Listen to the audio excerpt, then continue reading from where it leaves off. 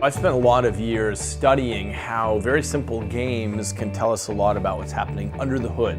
And at some point I got very interested in this idea about how to make the rubber hit the road in terms of taking these tests out of the lab and making something that could help people in terms of concussion, in terms of mild cognitive impairment on the way to dementia, and so on. So this was the genesis of BrainCheck, was figuring out, can we take all of this decades of work from the laboratory and turn it into a fast, rapid, portable way of being able to tell what's happening in somebody's brain. Everybody has a personal connection to brain health. So many people have either had a concussion themselves or know somebody who's had a concussion.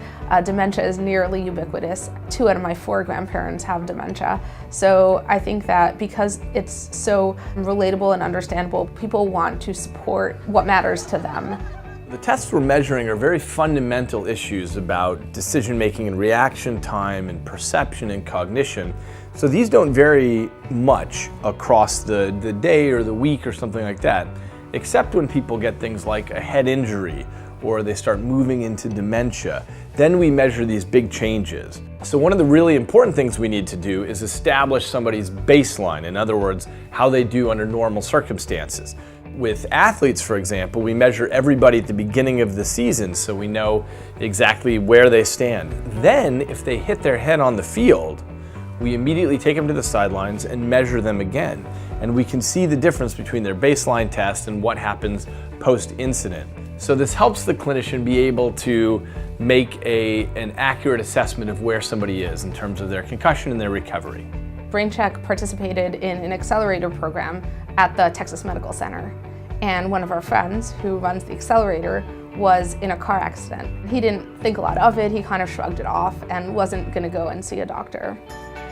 Because he was our friend, he was one of our beta testers, and he had a BrainCheck baseline. And after his car accident, he took BrainCheck again, and that prompted him to go to the doctor. It turned out that he had a concussion, and a significant one. Without BrainCheck, he would have been just right back at work the next day. Now that he had BrainCheck, he was able to see the extent of the changes to his brain performance and stay home, take that time to recover, and also monitor his recovery using our tool. So we're running down on kickoff and we hit what we call the wedge. And so we blow the wedge up. Bodies fall, we fall to the ground, he falls to the ground. And I get up and I'm at that time we would say, hey, my head is ringing.